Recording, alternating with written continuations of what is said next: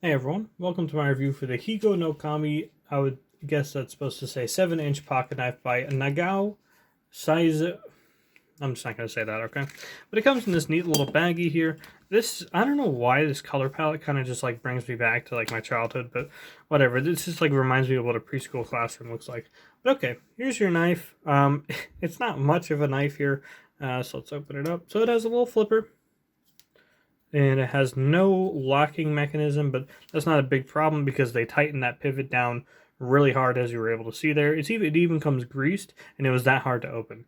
But here it is. Yeah, it's nothing too special aesthetically, and you know it's definitely made of a hard steel, but it is just like a little frame with a pivot here for the knife. So it's a very simple thing, but I can definitely understand how this is a handmade product. Definitely looks like it. It's got a little banged up here. And then some engraving on here and on the knife. So the type of steel this is, not the steel grade, but the type of steel it is a Warikomi steel. So one side is softer and the other side is harder.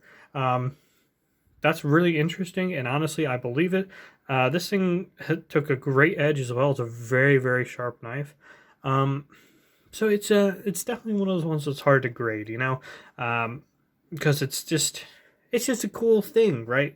But at the end of the day, it really is just like a cheap steel frame, and then just a pretty nice blade and a very simple flipper here with no lock to speak of, and just a little lanyard hole too.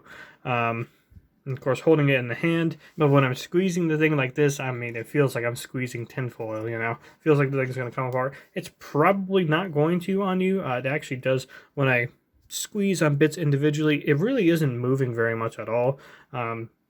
Certainly no lasting bends at all. So this is definitely a decent steel too on the handle, if you can really call this a handle. Yeah, this is just one of those products where it's just like, you can tell it's handmade, and it's a neat thing. You know, if you take this, if you keep this in your pocket, which is very easy to do, it's very small. No pocket clip, of course, but you know, it takes up so little real estate that you really don't need it. And some pants have like a secondary pocket, which this would fit right into. I mean, you take it out, it's not threatening or anything, and you're gonna get through any sort of box that needs cutting. Maybe you could do a little bit of rope as well, because this, yeah, I mean, it's very sharp there.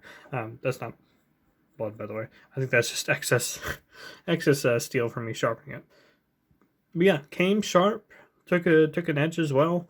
Yeah, it's just a cool little thing. So I would say at the sale price of $10, it's a 4 out of 5. But then once you get to $15, which is the list price, it's definitely more like a 3 out of 5, because you really gotta like the aesthetics of this thing. And get over that sort of cheapness. I wouldn't necessarily call it cheapness, but the crudeness of the knife. You have to get over that very much, because you can definitely, when you get to the $15 price tag, that's where you get into like the hidden gem fixed blade knives, and then just a few bucks more at $20, you get into some of the proper fixed blade knives that are very good. So it's something you buy because you like the novelty of it, really. And this carrying case is not exactly, it doesn't even zip at the top there or anything. It doesn't fasten itself, so it just, yeah. So yeah, again, 4 out of 5 at $10 and 3 out of 5 at $15. That's all I have on this knife for now. Thanks for watching.